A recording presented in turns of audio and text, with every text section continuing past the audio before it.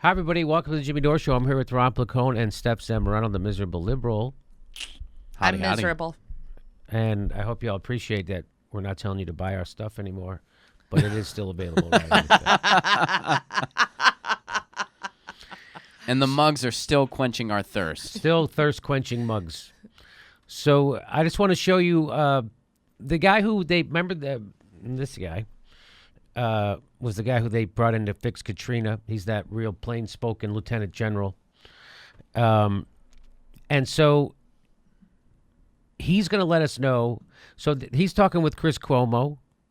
By the way, very tall Chris Cuomo's got probably 6'1", 6'2". And I bet 6'3". Anyway, and he's asking him about what they did, what have they learned, what the government should be doing. He's going to tell us what they should be doing. He's going to tell us what they learned from Katrina, because after Katrina, the government did move stuff around. In fact, they had this thing called a North Central CENTCOM. Or he's going to talk about it. Let's listen. Failure, and afterwards, the Congress So after the failure of Katrina, the Congress, the military and reorganized them more capacity. So they reorganized the military, gave them more capacity. So because he keeps talking about that they're doing what they're supposed to do, but they're doing it at too small of a scale.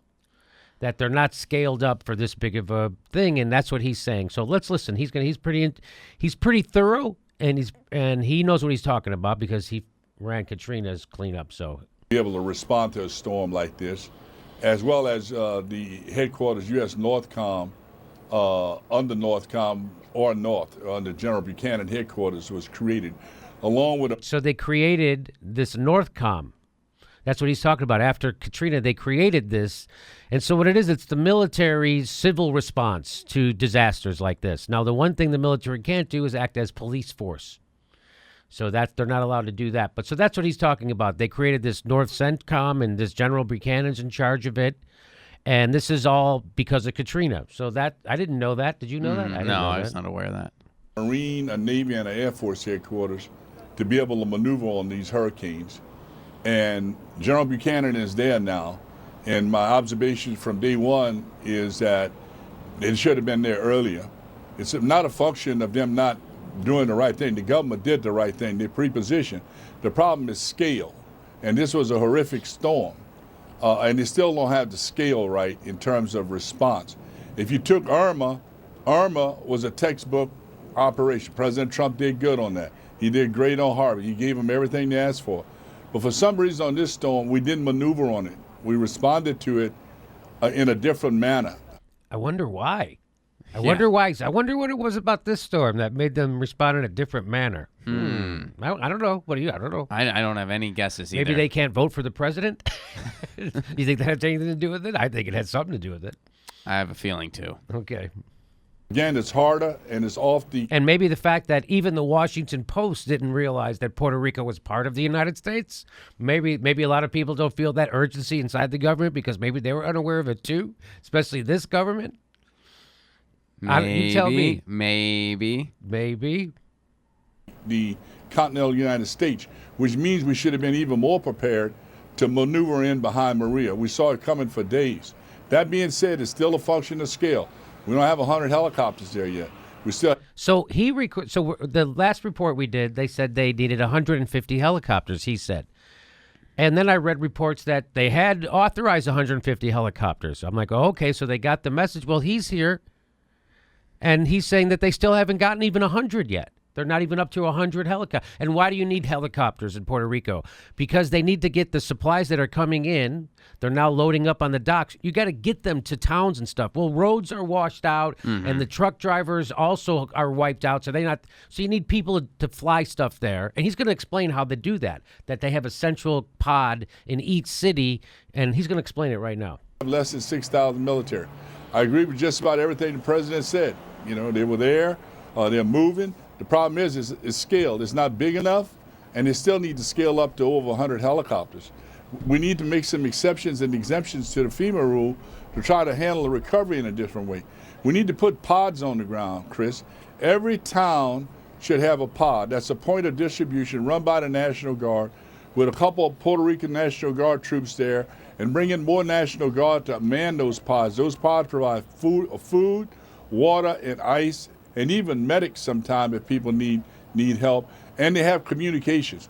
That has not been set up. So why hasn't that been set up? Come on. How much? It's been almost 2 weeks since the hurricane. Yeah, they've had. How do you not have that set up? You don't have a pod in every city in Puerto Rico? Because Puerto Rico's not that big. Right. How do you not have a central pod for each one of those and you fly in supplies? This is the United States military we're talking about. This is the United States we're talking about. Yeah, that seems like the obvious first step. Like, make sure there's a centralized place Yeah. to get the necessary resources you need to survive. Right. Like food, water. And he's saying that isn't. It It's isn't not set even up. there yet. He is saying it isn't set up yet. Jeesh. It also sounds, by the way, that he caught some blowback because he ripped the president earlier. We covered it, where he said the government, the president doesn't give a damn about the poor people in Puerto Rico and brown people, and he called them as SOB, right? And he said if he could call football players SOBs, I could call him an SOB. And so he got pretty, because, well, he was there. So when you're in it, you're emotional, right? You understand when when you're in the middle of a disaster, you get a little emotional. So he did, and now he looks a lot less emotional. He looks like he might be even in a TV studio somehow, and he's got a suit on. So he looks, you know what I mean? So now it seemed, not to make that this is what this is about, but it seems like he's being much more diplomatic towards the president, unlike the president towards everyone else. Yeah. Right. General Buchanan's going to get there. But we've got a need for speed. We need to get the additional helicopters there. And the difference I saw in Katrina, the CEOs of America stood up. Let me just ask this. So let's say we have less than 100 helicopters there and we need 150. Where are those other 60 to 70 helicopters? What are they doing right now, and where are they? Right. Where are they at? What's going on? Yeah, it's not like we got to build the helicopters. Yeah. They're somewhere. Like, we do have that supply of helicopters in this country. I'm pretty Yeah, confident. the helicopter, that's a great, they are somewhere. Yeah. Okay, wait a minute. So I'm completely overwhelmed by this disaster and what is not happening to Puerto Rico. And when you tell me just last week that Democrats supported an $80 billion a year increase in their military budget, and that all that military budget can't help Puerto Rico, all that billions of dollars, they can't have the equipment right there, right now. I'm with you. I have no idea why it's taking this long. They say that it's, according to Democracy Now!, 3.5 million residents remain without electricity and are desperate for water, food, and supplies. 3.5 million people, and they're not doing enough for these people.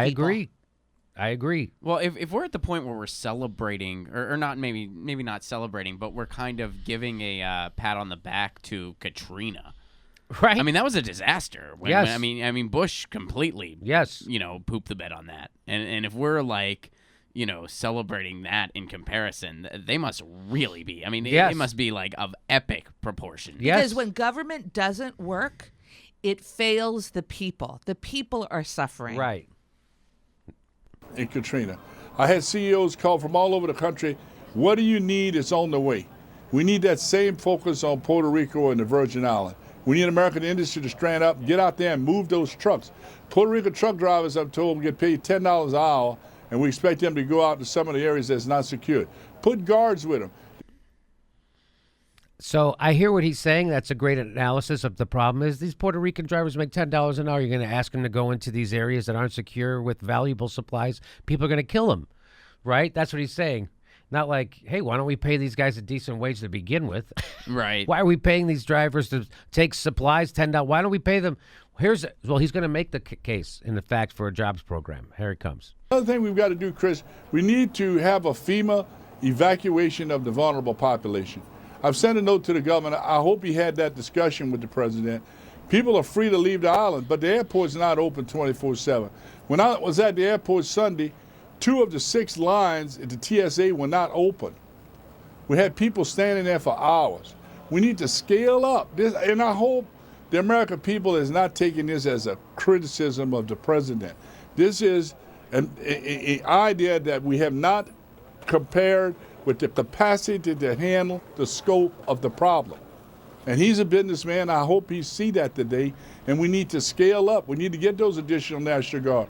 We need to get some additional helicopters.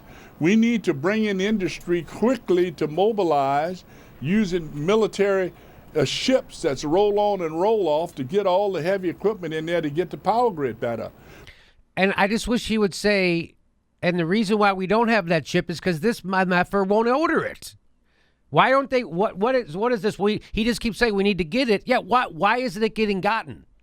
Who's standing in the way? What's the chain of command to get that? Now you ran to Katrina. Who should we hold responsible? Is it General Buchanan? Because he's running NorthCon right now. Central. What's going on? So this is what I don't understand. He keeps saying, but like as a citizen, I don't know. Well, yeah, I go. Why doesn't the? Well, who is it in the government that's supposed to? Is it the Buchanan? Is it the head of FEMA? Who is supposed to be doing this? So I read somewhere that it was a bunch of Jill Stein supporters that were keeping all the supplies. I don't know. Well, Bill Maher will tell you that. Yeah. Bill Maher, this is all Jill Stein's fault. Hurricanes and bad responses. Jesus. We need to get generators to every home where people are staying. We need to encourage the National Guard families to go to military bases or to friends and families so those guardsmen can focus on their job and not have to worry about. And we need to get rid of the curfew. You can't recover a community when you're only working during daylight. That means the gas stations are closed 10 hours a day. We got to get them all open all the time.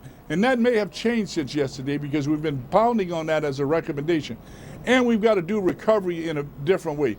We cannot do recovery there like we did in Texas and Louisiana and Mississippi. We need to allow local mayors to issue contracts. 40% of Puerto Ricans are out of work. So here's what he's talking about. 40% of Puerto Ricans are out of work. So he says, let's put them to work.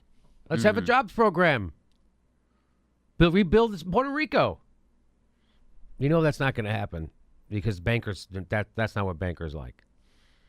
Let them solve their recovery and the disaster debris on their own and bring their companies back up.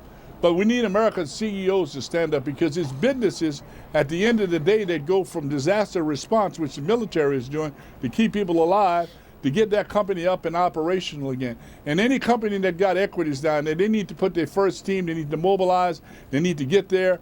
And all of America, the Virgin Islands and Puerto Rico, call in and make your reservations to go there. Because if you do that, those hotels will open up and we need to go there, have our conference and work for 2 or 3 days, just like the people did in New Orleans, and come help the people rebuild the Virgin Islands and Puerto Rico.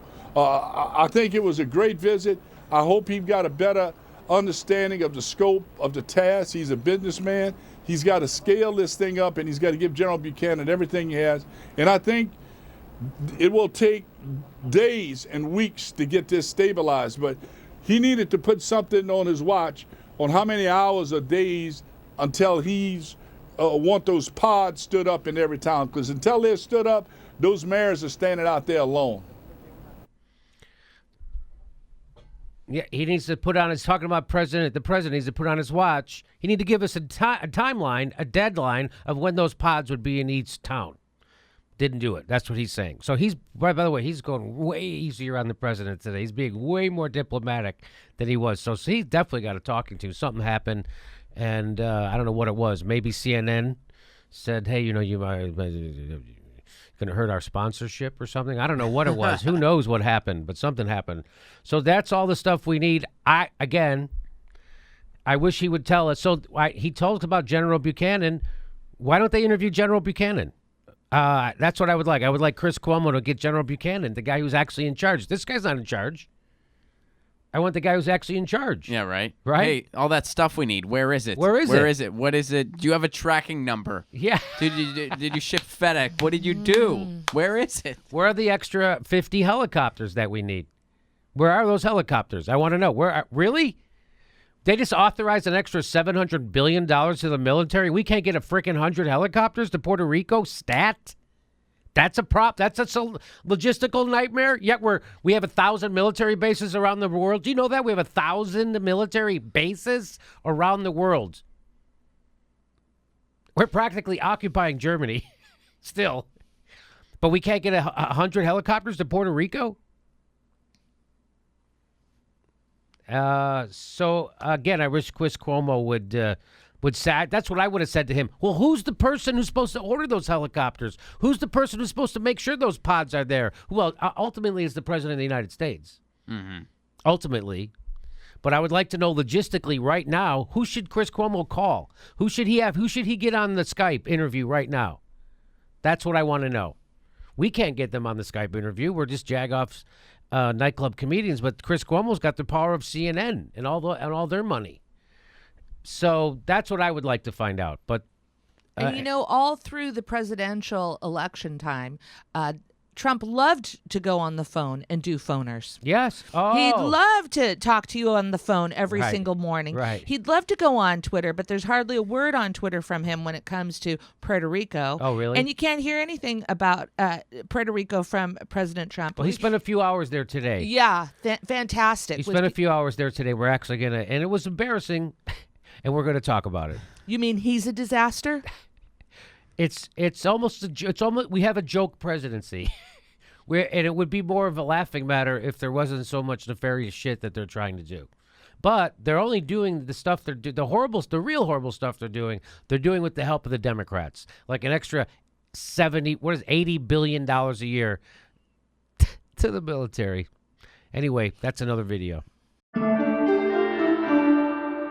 Portland, Oregon, the Jimmy Dore Show is coming to the Alberta Rose Theater November 12th. And we're going to Burbank, California, November 6th. And the Hollywood Improv on October 16th. There's a link for tickets right down there. Go to jimmydorecomedy.com for all links for all shows.